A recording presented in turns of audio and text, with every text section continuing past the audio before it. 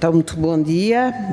Senhoras e senhores deputados, vamos então dar início à audição a requerimento do Grupo Parlamentar do PSD para obter informação detalhada, rigorosa e atualizada sobre as reais condições de segurança dos profissionais de saúde. Cumprimento a doutora Leonor Furtado e o doutor Sérgio Miguel Farinha Gomes de Abreu. Sendo esta a primeira vez que vem à Comissão Parlamentar de Saúde, sejam muito bem-vindos e disponham da Comissão para aquilo que entenderem que é necessário.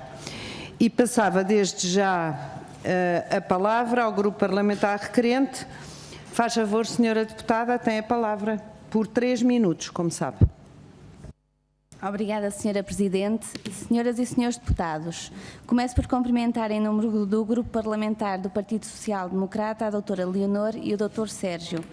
Todos os atos de violência contra os profissionais de saúde que se encontram no exercício de funções são condenáveis e absolutamente inaceitáveis. Esta realidade, não sendo recente, tem sofrido um agravamento exponencial nos últimos tempos que nos deve preocupar. A base deste problema encontra-se relacionado não só com a visível degradação do Serviço Nacional de Saúde, mas também pela falta de civismo de alguns cidadãos e um sentimento de impunidade de quem não respeita ao próximo. Estas situações, pela sua crescente frequência e gravidade, merecem uma proteção especial para os profissionais de saúde, em sede de medidas legislativas que agravem as molduras penais e tornem as medidas punitivas mais céleres. Adicionalmente, deve haver medidas de segurança efetivas. Em janeiro deste ano foi publicada na Ata Médica Portuguesa um estudo realizado no Hospital Público em Lisboa entre abril a maio de 2018 sobre a violência no local de trabalho. Foram identificados 41 episódios de violência, a maioria verbais, mas em 14 dos casos houve violência física. Os principais motivos identificados foram os longos tempos de espera para as agressões, bem como a insolência de doentes e acompanhantes para com os profissionais. Apenas 23% dos profissionais sujeitos a agressões é que efetuaram a notificação do incidente. Este é um dado alarmante, preocupante, que nos faz pensar que poderá haver uma subnotificação de casos de violência a nível nacional. Deste modo, gostaria que a doutora Leonor me fizesse um comentário acerca destes resultados e quais os procedimentos internos existentes nos hospitais do Serviço Nacional de Saúde perante uma situação de violência contra um profissional de saúde. O Ministério da Saúde tem a obrigação de garantir a segurança dos seus profissionais de saúde e de devolver aos profissionais e aos utentes um Serviço Nacional de Saúde com confiança, segurança e de qualidade.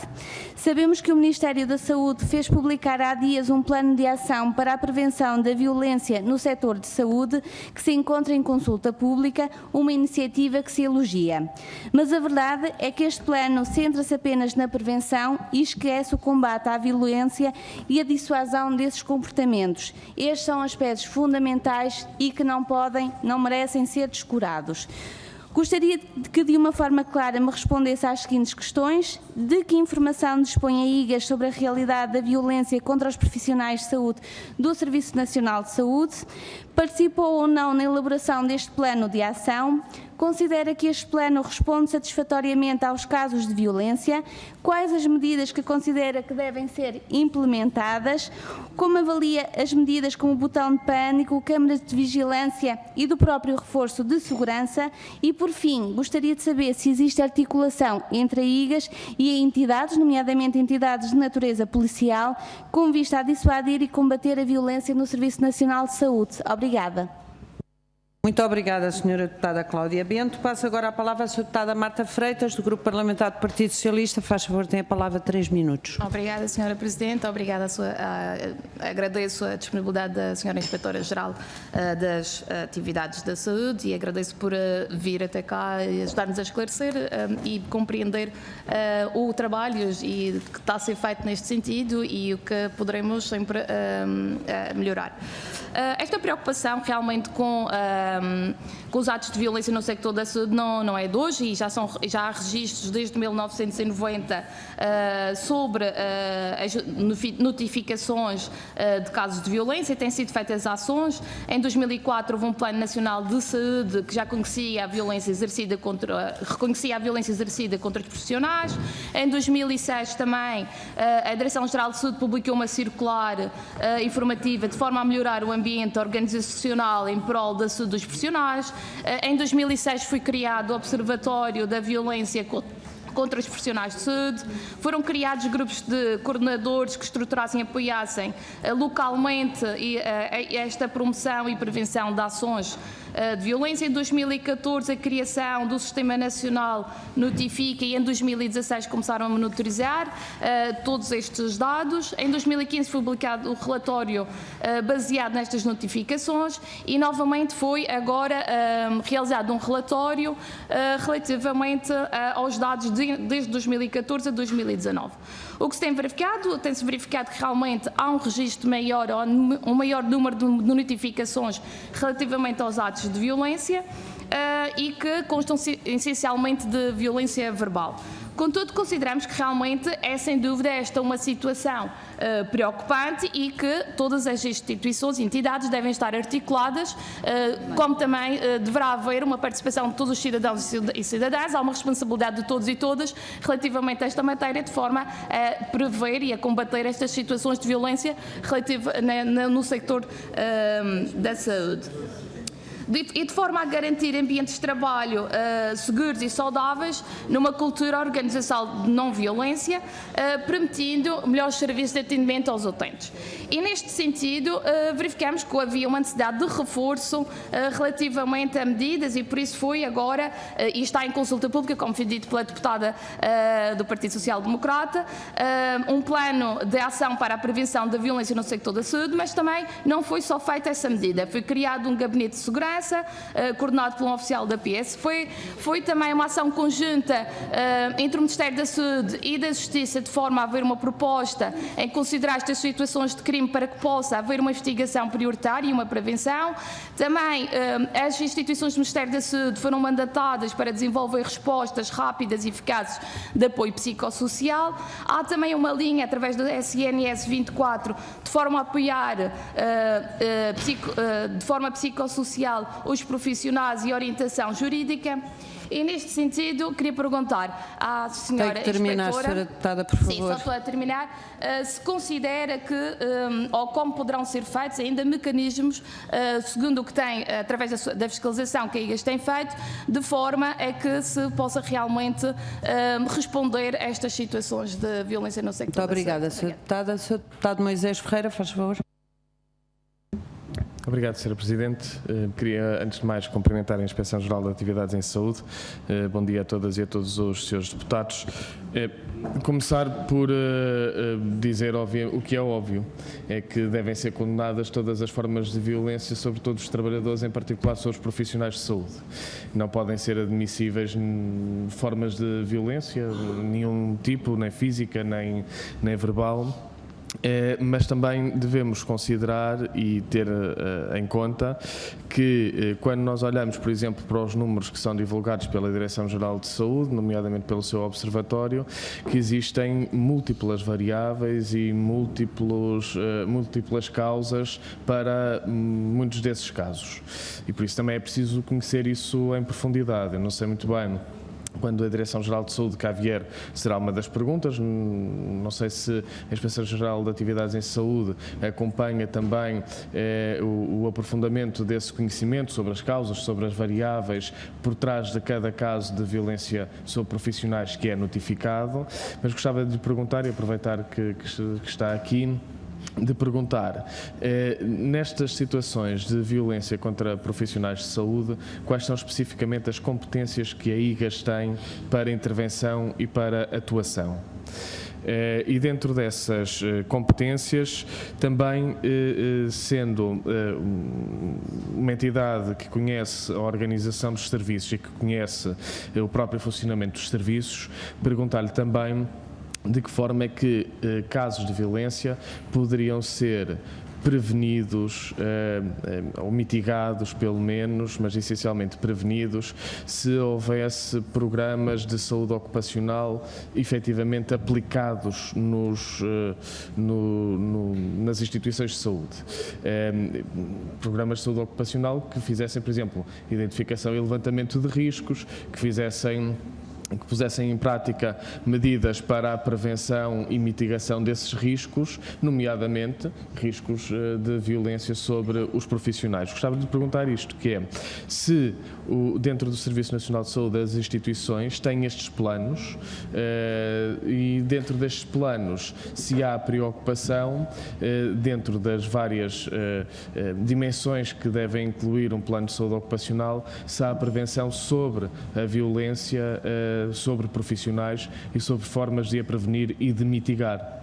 Essencialmente são estas duas perguntas. Portanto, qual a competência que tem para atuar e dentro daquilo que é o conhecimento das instituições do SNS, de que forma é que existem planos de prevenção e de mitigação de casos de violência. Muito obrigado. Muito obrigada, Sr. Deputado. Passo já a palavra ao Sr. Deputado João Dias, faz favor. Muito obrigado.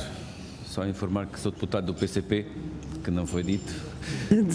Eu costumo dizer, mas eu penso que é conhecido. Faz favor, obrigada.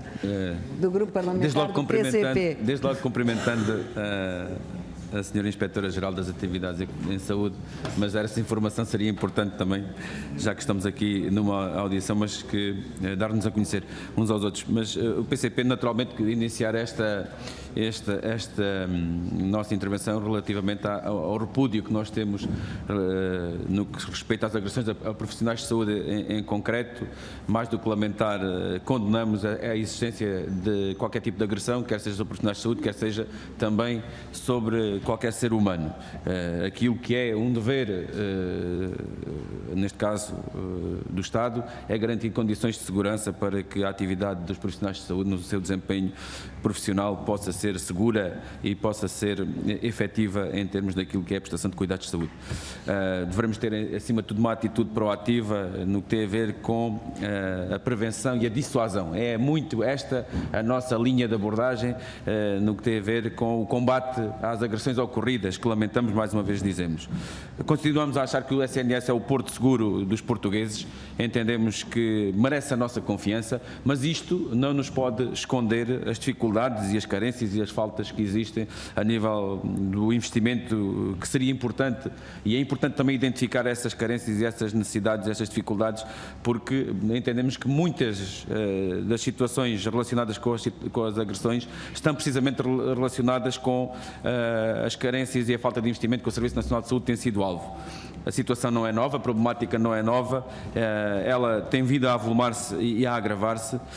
Nós entendemos que a solução passa pela capacitação e queria desde logo deixar junto da Inspeção-Geral esta questão relativamente à dotação e à capacitação do Serviço Nacional de Saúde, no que tem a ver precisamente com como está identificado, que é o atendimento atempado e adequado dos utentes.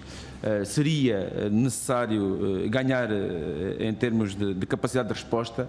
Naturalmente que há uma necessidade de avaliar, porque muitas das vezes os serviços, não só eles os únicos responsáveis por todo este atraso, mas também outros serviços na retaguarda, estou a falar de serviços de apoio, nomeadamente estou a falar das consultas ou da urgência, mas também da articulação entre os diversos níveis de cuidados, nomeadamente os cuidados de saúde primários e os cuidados de saúde hospitalares.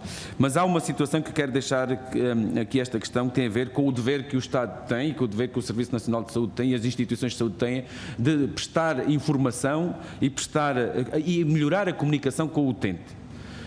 E nesse sentido questionar também se está no âmbito da competência da IGAS a avaliação da necessidade de existirem profissionais de saúde nas salas de espera, permitindo então que haja condições para reduzir a ansiedade, condições para, e termino já, Sra. Presidente, condições para até combater algumas incompreensões e algumas insatisfações que possam surgir, e nomeadamente a dotação dos serviços com profissionais, nomeadamente do que tem a ver com as dotações seguras de profissionais para responder às necessidades cada vez mais exigentes. Muito obrigado. Obrigada.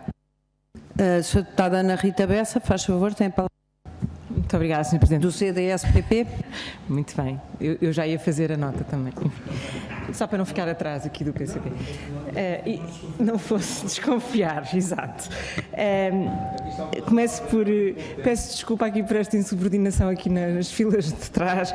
Começo por cumprimentar a Sra. Presidente da IGAS, a doutora Leonor Furtado, e vou ser bastante sucinta até para não repetir aquilo que já foi dito. O que é que nós sabemos sobre este tema? O que é a informação recolhida? Sabemos que o Governo monitoriza a temática da violência nos cuidados de saúde e designadamente contra profissionais de saúde através de um Observatório Nacional da Violência contra os Profissionais de Saúde no local de trabalho, que é da competência tutelado pela DGS, criado pela DGS. Sabemos que em maio de 2019 o Governo também anunciou a criação de um grupo de trabalho, de um projeto inovador para combater a violência contra os profissionais de saúde, que terá tido um caráter piloto e, portanto, sabemos que teve, por exemplo, incidência no Conselho da Amadora, embora não saibamos as conclusões que decorreram desse grupo de trabalho e tínhamos já perguntado à Sra. Ministra em pergunta escrita, mas ainda sem resposta. E sabemos que, quando houve este avolumar de queixas que se tornou mediatizado, daí decorreu uma ação, pelo menos uma primeira iniciativa conjunta entre o Ministério da Saúde e o Ministério da Administração Interna, com o desenvolvimento de um projeto que teria moldes semelhantes à escola segura que existe hoje em dia na educação. Pronto. Naturalmente que o tema da violência na saúde cruza estas duas áreas, cruza obviamente a saúde com o tema da segurança propriamente dito, que tem outra tutela. E, portanto, este é o pano de fundo em que nos mexemos. Temos alguns números. Sabemos que no primeiro semestre de 2019 o Observatório reportou 637 queixas. Não temos, pelo menos no CDS, números posteriores a isso. O que eu gostaria de saber, especificamente com a IGAS aqui presente, tendo visitado o seu site, sabemos que no separador o que fazemos, sabemos que fazem uma série de ações inspectivas, algumas delas que eu diria que caem exatamente ou que podem cair neste âmbito. E, portanto, o que lhe perguntava é se tem, de facto, por resposta a queixas ou proativamente, feito inspeções em matéria relacionada com violência contra profissionais de saúde, seja qual for o profissional de saúde e seja qual for o tipo de queixa, não necessariamente só violência física, como sabemos há outras tipificações destas formas de violência, se tem havido um aumento, ou se, para tentar perceber se é só um problema de mediatização ou se é um avolumar de facto e tentar perceber quais são as razões, e nesse sentido, se de facto tem levado ao terreno esse tipo de ações inspectivas, por um lado se conseguem dar-nos alguma indicação do que é que possam ser as causas e por outro lado recomendações é que têm feito para a sua eventual correção. Muito obrigada. Muito obrigada, Sra. Deputada. Doutora Leonor Furtado faz favor, 15 minutos para responder a todas as questões, mas obviamente não deixaremos de dar a palavra se necessitar de mais tempo. Faz favor. Antes de mais, muito obrigada. Bom dia a todos os senhores deputados, Sra. Presidente. É um prazer estar aqui consigo. E a IGAS responderá aquilo que lhe compete nesta matéria, não é? Antes de mais, e começando até por esta última intervenção da doutora Rita, eu posso já dizer uma coisa. Há um problema de mediatização, claramente. Mas, como acontece sempre que surge um caso que de repente levanta um problema.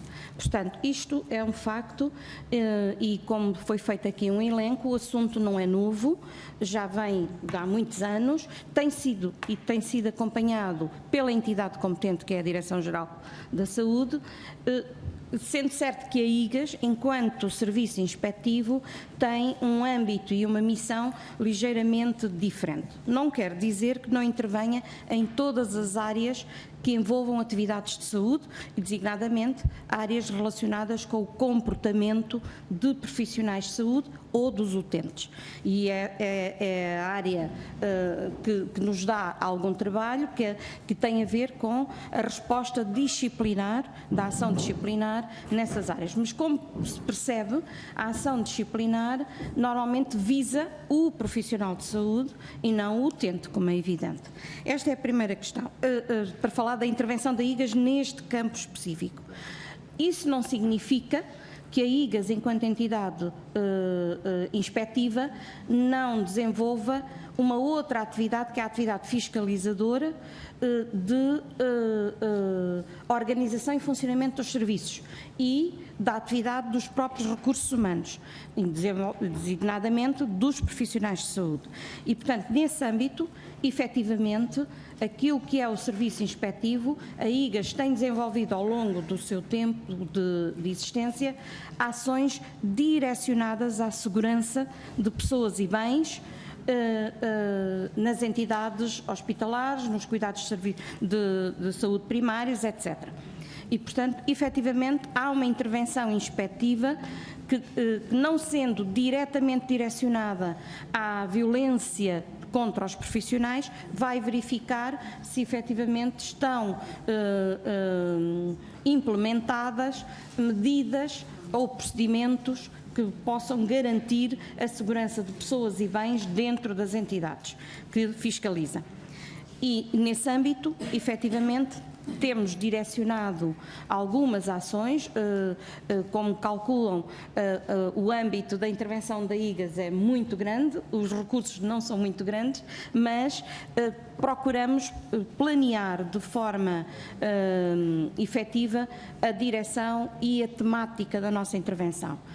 Se tiverem curiosidade, os planos operativos estão divulgados no nosso site e todos os anos procuramos, no fundo, direcionar a nossa atividade à maior parte dos temas e áreas importantes. Assim, começando por responder à primeira intervenção, se a IGAS participou no plano, não foi chamada a participar no plano e provavelmente nem tinha que ser chamada, porque os nossos relatórios são comunicados às entidades com quem fazem, porque se trata de uma situação que normalmente não é resolvida através do serviço de inspeção. A agressão a um profissional de saúde tem uma tramitação própria que muitas vezes é feita por via da justiça, não é?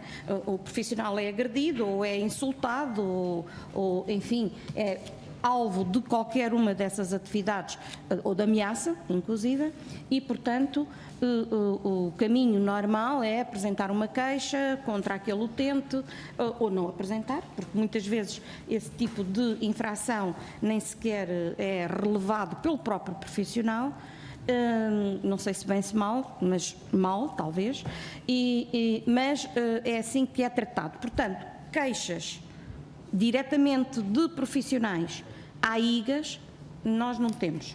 Temos o contrário, ou seja, temos queixas de utentes sobre o comportamento dos profissionais relativamente a eles, sejam eles de ameaças, de injúria ou de maltrato.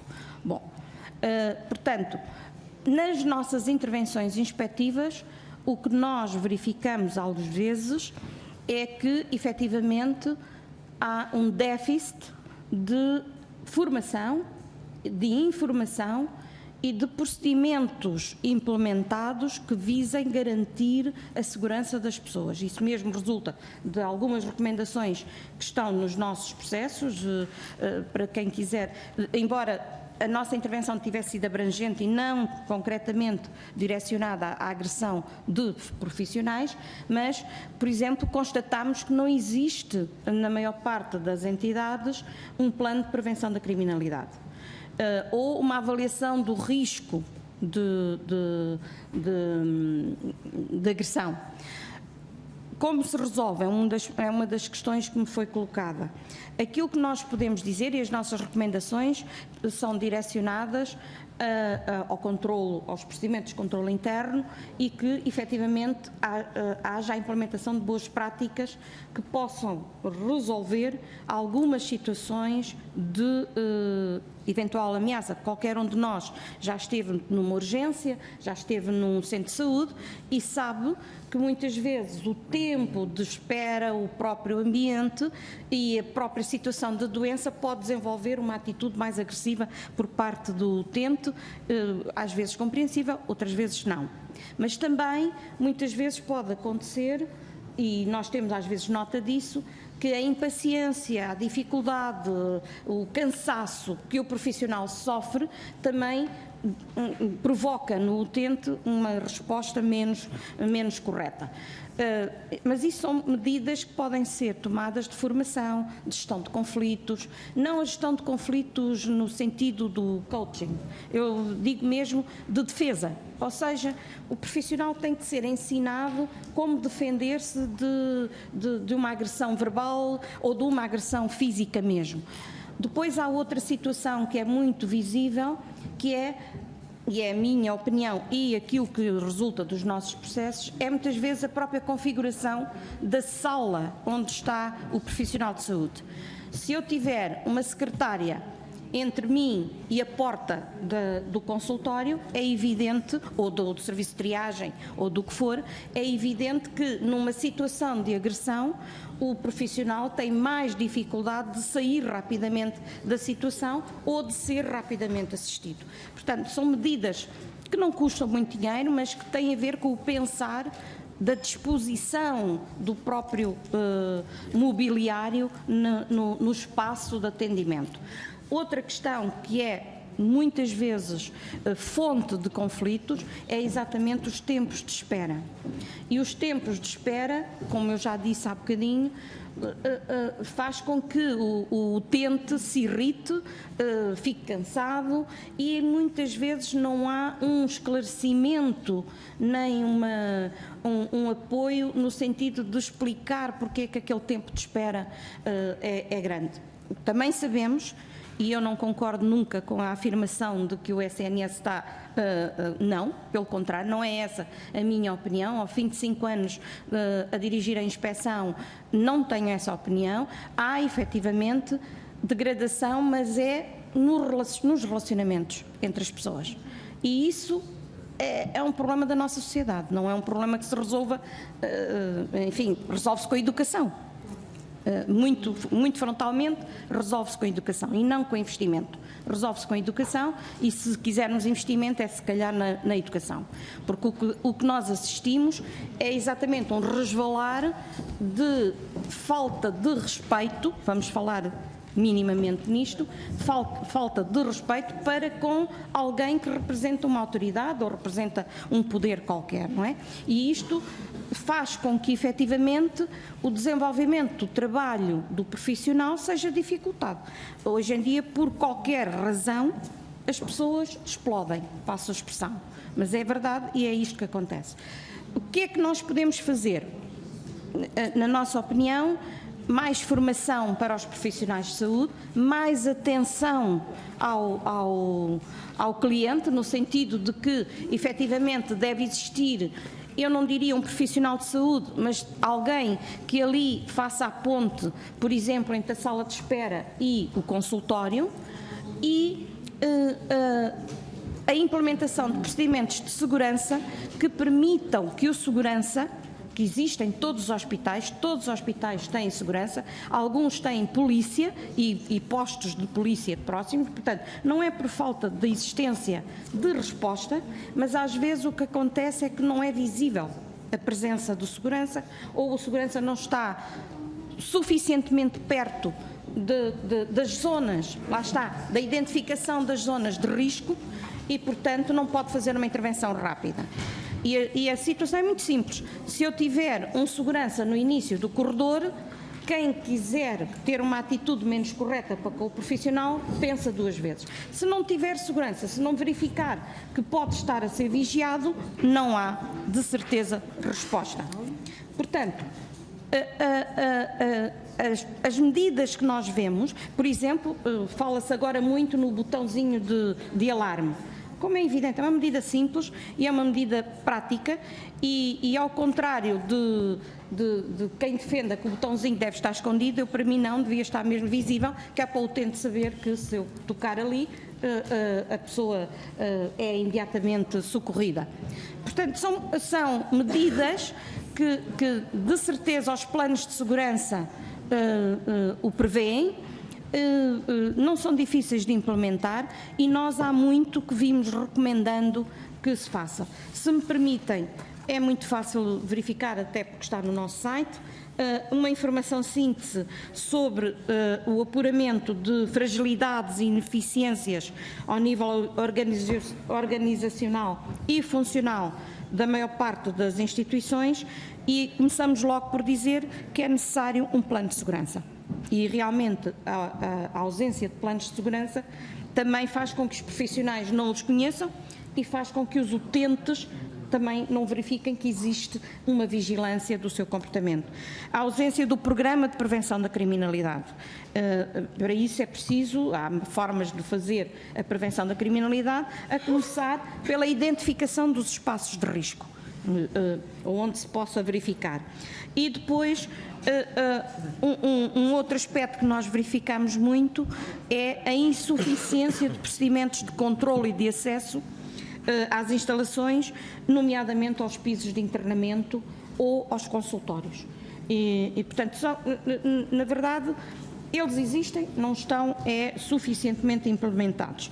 Depois, existem outras falhas mais técnicas, como por exemplo as falhas da videovigilância.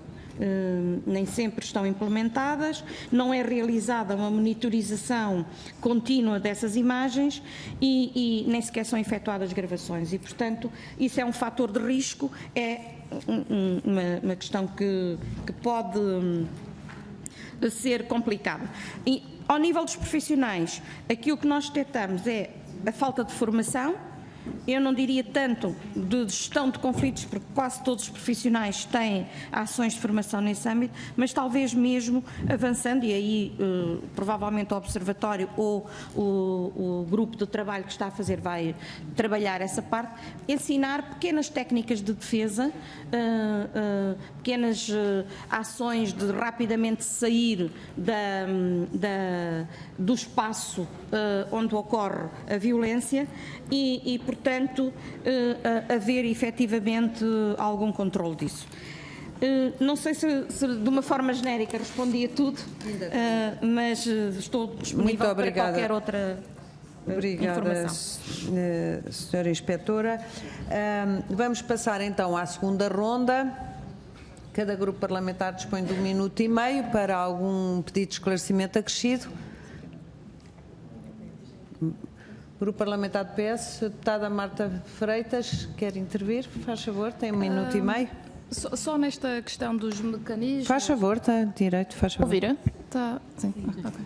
Só nesta situação dos mecanismos, só para confirmar as indicações que têm sido feitas relativamente, e a resposta tem sido relativamente a esta formação dos profissionais, a garantia de segurança nos estabelecimentos de saúde e garantir que realmente são concretizadas as medidas no âmbito da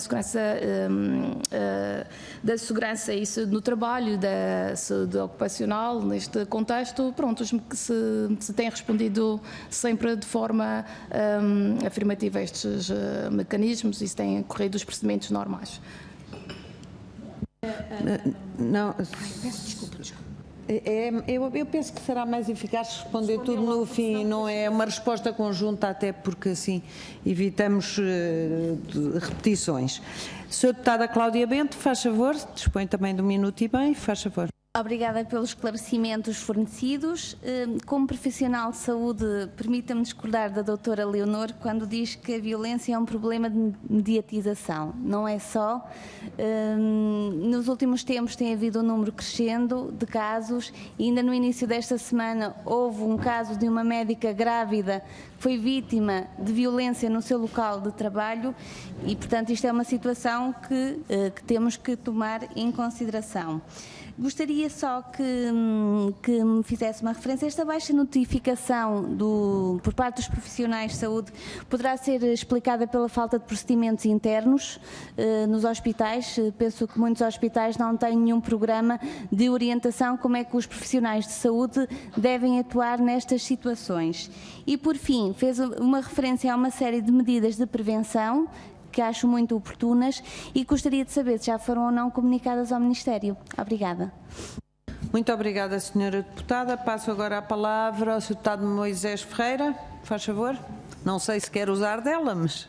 Sim, muito rapidamente, Sr. Presidente, porque foram ditas algumas coisas sobre insuficiência, melhor, sobre inexistência de programas de prevenção da criminalidade que poderiam incluir algumas questões como a violência sobre profissionais dentro das instituições do SNS e sobre a ausência de planos de segurança, sobre a insuficiência de procedimentos de controle de acesso a internamento, etc. Foi também dito que são situações que já são identificadas pela IGAS e suponho que, sendo identificadas, sejam transmitidas também às instituições do SNS. E a minha pergunta é, neste momento, quantas instituições têm estes planos e programas, números redondos, não precisa de ser à unidade, quantas não têm? Quais são as penalizações que podem as instituições ter por não ter estes planos e programas e de que forma é que a IGAS ou outras instituições podem pressionar ou obrigar as instituições do SNS a ter efetivamente estes programas? Muito obrigada, Sr. Deputado. Agora o Sr. Deputado João Dias, do PCP, faz favor. Muito obrigado, Sra. Presidente. De facto, foram aqui identificadas pela Sra. Inspetora-Geral que é importante, acima de tudo, como nós defendemos que exista medidas de organização e medidas de sensibilização. Também combatemos aquilo que é o empolar de um problema que deve ser encarado de uma forma séria, justa, com medidas adequadas, querendo criar a ideia de que há uma degradação absoluta do Serviço Nacional de Saúde.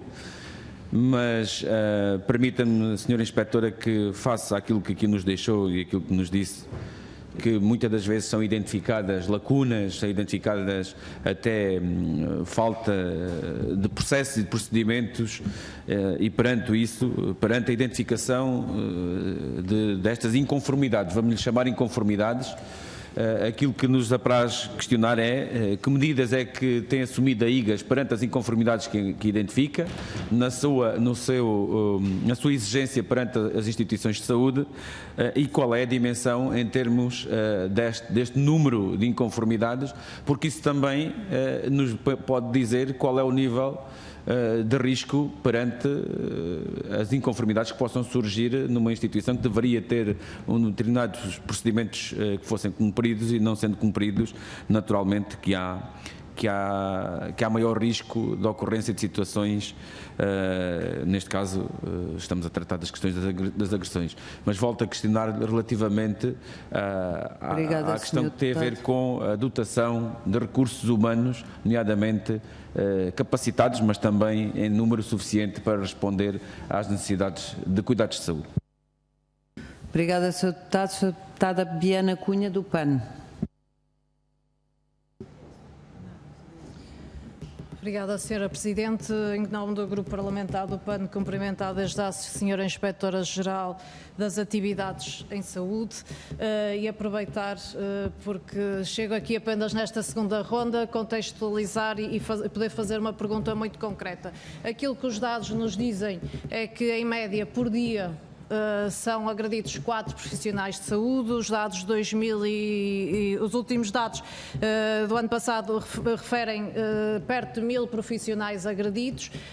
Estes dados são claramente preocupantes. Um aspecto que para nós é fundamental é perceber se aquilo que são as condições dos contextos de saúde, e falamos dos tempos de espera, falamos daquilo que são salas de espera muitas das vezes sem as devidas condições. Falamos também daquilo que são os profissionais de primeira linha, sejam eles, por exemplo, administrativos, que estão a receber as pessoas, se há aqui algum plano, no fundo, que vise fazer uma avaliação dos riscos psicossociais dos contextos, que para nós são também fundamentais nesta análise, pois nas visitas que temos feito aos contextos hospitalares percebemos que há de facto aqui erros crassos, que muitas vezes derivam destas condições físicas, destas condições também psicossociais e que, por exemplo, a título de exemplo, sabemos que há hospitais onde não tem sido permitido que os utentes se façam acompanhar por alguém da sua família, por exemplo, e isto é um fator, desde logo, que despoleta uma certa revolta e uma certa incompreensão se não for devidamente explicado, devidamente contextualizado, e também daí a importância da formação numa primeira linha das pessoas que recebem Obrigada, as pessoas senhora em contexto. deputada. Portanto, perceber, senhora inspetora, se há aqui uma avaliação destes contextos do ponto de vista psicossocial. Muito obrigada, senhora Presidente, pela tolerância. Obrigada. Senhora inspetora, a palavra é sua para dar os últimos esclarecimentos sobre as questões adicionais que foram colocadas. Obrigada. Muito obrigada a todos. Uma breve nota, só para contextualizar, eu não disse o que a senhora deputada afirmou e, portanto, o que eu digo é que há uma mediatização atual de uma situação antiga e, portanto, a situação não decorre agora, é agora mais noticiada. E isso acontece com muitos fenómenos semelhantes. É com a delinquência juvenil, quando despoletam um assunto que vem para as páginas dos jornais, durante uma semana, 2, 3, estamos constantemente a ser bombardeados com esse tipo de informação. Segundo, efetivamente,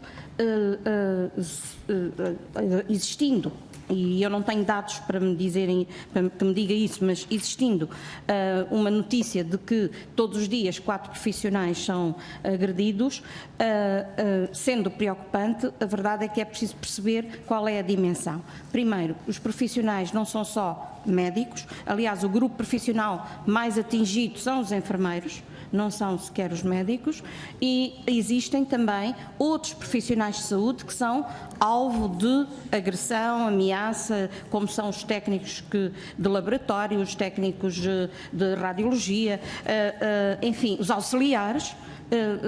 O grupo profissional dos auxiliares é provavelmente um dos grupos mais vulnerável a ser insultado, agredido, porque toca no doente, porque não atende a correr o doente que quer ir à casa de banho ou coisa que o valha, não é? Portanto, existe muitas variáveis que devem ser tomadas em consideração.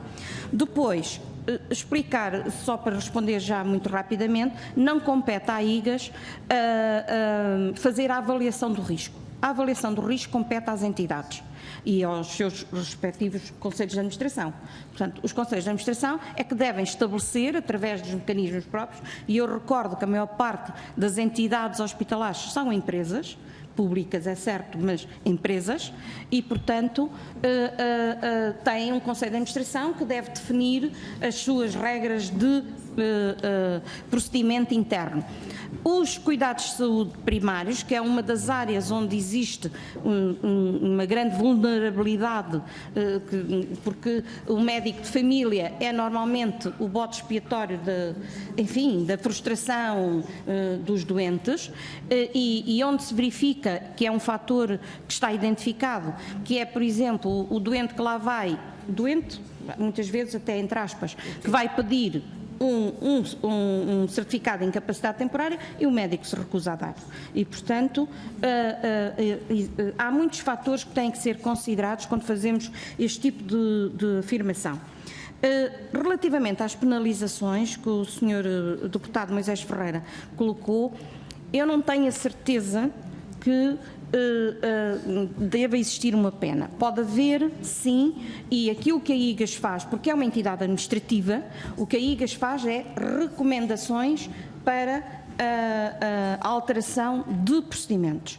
E recomenda especificamente, neste momento, pelo menos enquanto eu dirigi e dirijo a IGAS, as recomendações são concretas, não são genéricas. É assim, é preciso fazer o plano de prevenção da criminalidade e 60 dias depois nós vamos verificar se está lá o plano de prevenção da criminalidade.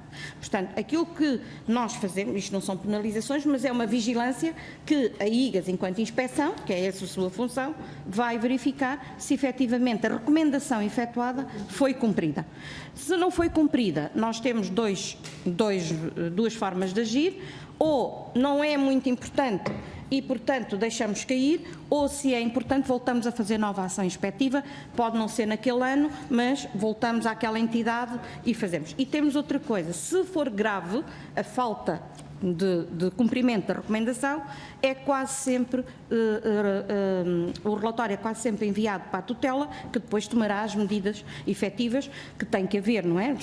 Designadamente sobre a forma como aquela entidade está a ser gerida ou sobre a falha Portanto, é esta a atuação da IGAS. A IGAS não aplica, à exceção das contraordenações e das ações disciplinares, não aplica sanções. Portanto, nas ações disciplinares sim, nas contraordenações sim, mas nas recomendações administrativas não.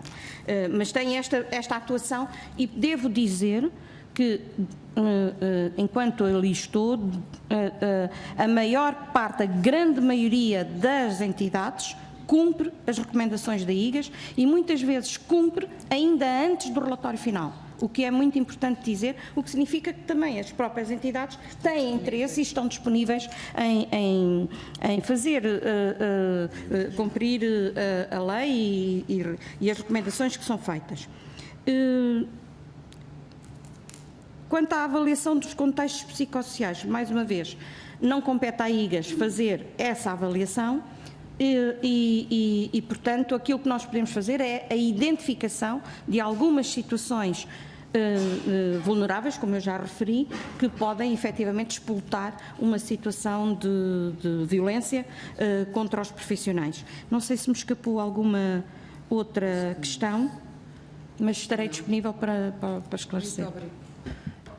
Eu penso que estamos suficientemente esclarecidos. Foi uma audição muito esclarecedora, a primeira de muitas que vamos efetuar sobre a segurança dos profissionais de saúde e sobre os casos que de facto foram mediatizados. E às vezes só através da mediatização é que nós temos conhecimento de situações. Portanto, isto tem dois pesos e duas medidas, não há dúvida, mas que resta-me agradecer, senhora doutora Leonor Furtado, é com tanto gosto que a recebo aqui na Comissão, e todos nós. Muito obrigada, Sr. Doutor, e estamos disponíveis e agradecemos o vosso empenho nas funções que exercem. Muito obrigada. Obrigada. Senhoras e senhores deputados, peço que não se ausentem da sala, que temos que aprovar o parecer. Mais uns minutos, sim. Agradeço a vossa tolerância.